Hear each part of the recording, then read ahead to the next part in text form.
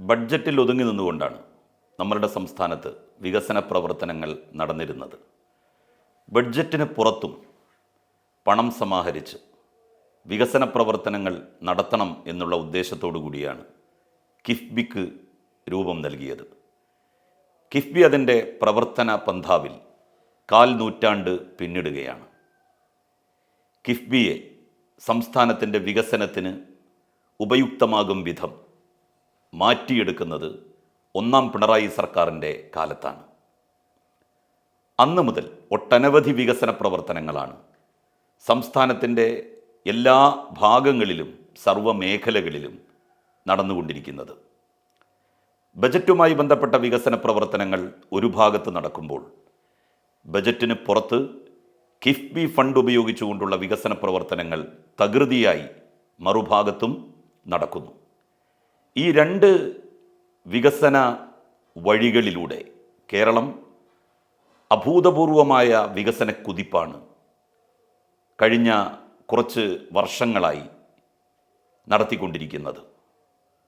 എൻ്റെ നിയോജക മണ്ഡലത്തിൽ തവനൂരിൽ ഒരുപാട് വികസന പദ്ധതികൾ കിഫ്ബിയുടെ പദ്ധതിയിൽ ഉൾപ്പെടുത്തി ഫണ്ട് ഉപയോഗിച്ച് നിർവഹിക്കപ്പെട്ടിട്ടുണ്ട്, ഇപ്പോൾ നിർവഹിച്ചുകൊണ്ടിരിക്കുന്നു.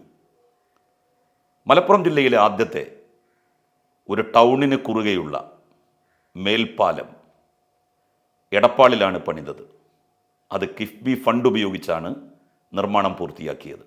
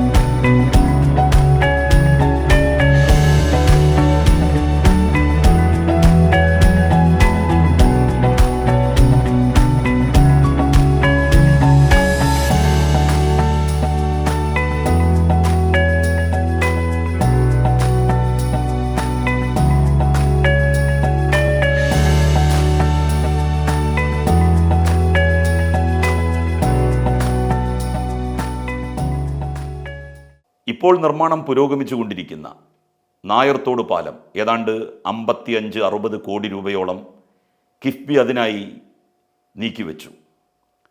ഒളമ്പക്കടവ് പാലം, അതിനും 10-65 കോടി രൂപയാണ് ചെലവ് പ്രതീക്ഷിക്കുന്നത്. അവയുടെ പ്രവർത്തനങ്ങൾ നടന്നു വരികയാണ്. തിരുനാവായ തവനൂർ പാലം ടെൻഡർ പൂർത്തിയാക്കി. ചില സാങ്കേതികമായ പ്രശ്നങ്ങൾ ചില ആളുകൾ ഉന്നയിച്ചതിൻ്റെ അടിസ്ഥാനത്തിൽ 1-2 ആഴ്ച കൂടി ഏറിയാൽ അതിൻ്റെ പ്രവൃത്തി തുടങ്ങാനിരിക്കുന്നു. തിരുനാവായ തവനൂർ പാലം 60 കോടി രൂപയോളം കിഫ്ബി ഫണ്ടിൽ നിന്ന് ചെലവിട്ടാണ് നിർമ്മിക്കാൻ വേണ്ടി പോകുന്നത്. ഇതിനു പുറമെ തീരദേശ മേഖലയെ പുഷ്കലമാക്കിയ പദ്ധതിയാണ് തീരദേശ ഹൈവേ. അതിനും പണം കണ്ടെത്തുന്നത് കിഫ്ബിയിൽ നിന്നാണ്. തീരദേശ മേഖലയായിട്ടുള്ള പൊന്നാനി, പുറത്തൂരിലെ പടിഞ്ഞാറേക്കര എന്നീ ദിക്കുകളെ ബന്ധിപ്പിക്കാൻ വേണ്ടി ഒരു വലിയ പദ്ധതി വിഭാവനം ചെയ്തിട്ടുണ്ട്. ഹൗറ മോഡൽ പാലം എന്നാണ് അത് വിളിക്കപ്പെടുന്നത്. അതിനോടനുബന്ധിച്ചുള്ള റോഡ് പണി ഏതാണ്ട് പൂർത്തിയായിക്കൊണ്ടിരിക്കുന്നു. അത് കഴിഞ്ഞാൽ ആ പാലത്തിൻ്റെ നിർമ്മാണ പ്രവൃത്തിയിലേക്ക് കടക്കും. 350-400 കോടി രൂപയാണ് അതിനായി കിഫ്ബി ഫണ്ടിൽ കണ്ടെത്തിയിരിക്കുന്നത്. നിരവധി റോഡുകൾ, നിരവധി സ്കൂൾ കെട്ടിടങ്ങൾ, ഇതെല്ലാം കിഫ്ബി ഫണ്ട് ഉപയോഗിച്ച് എല്ലാ നിയോജക മണ്ഡലങ്ങളിലും ചെയ്തിട്ടുണ്ട്. അത് അതിൻ്റെ പൂർണ്ണതയിൽ തന്നെ തവനൂർ മണ്ഡലത്തിലും നിർവഹിക്കപ്പെട്ടിട്ടുണ്ട്.